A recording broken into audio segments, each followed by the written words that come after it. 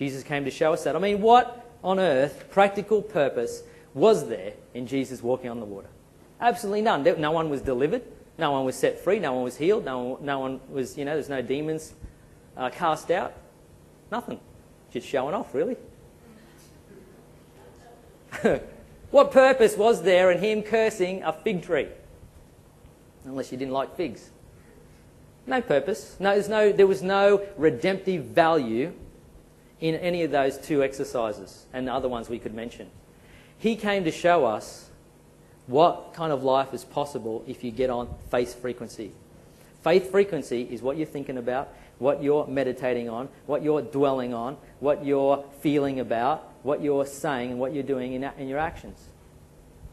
All of that you are creating. It is ongoing. It is continual every single day. And that is so, so exciting to me, because you can start today from where you are in that whatever situation you're in, and you can begin to turn that situation around.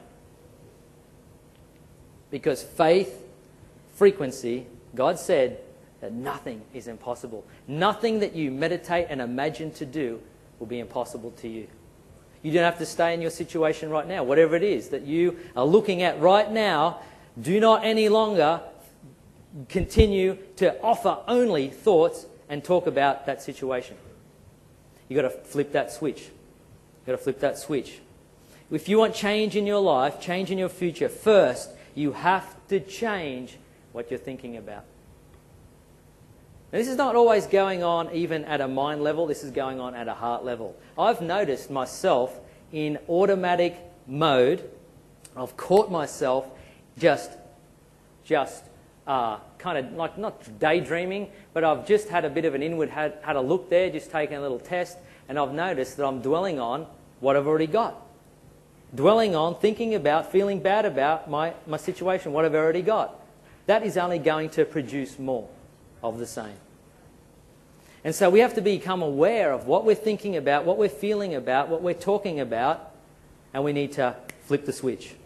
All the Israelites saw in the desert, all they saw, most of the majority of them, was dry, dusty conditions. Where's the leeks and the onions and the filtered water back there in Egypt? What do we got out here?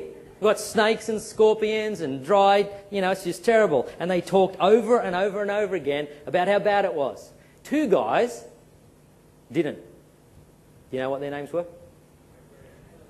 Joshua and Caleb. They lived in the same desert, didn't they? But you know what they saw? They saw a land flowing, a future for them, a land flowing with milk and honey. All the Israelites saw was just this thing, and they talked about it, they grumbled about it, they complained about it, they went over and over, and they got 40 more years of the same thing, never entered the promised land. Joshua and Caleb were the ones who drank the milk and ate the honey. Amen? Why don't you stand this morning?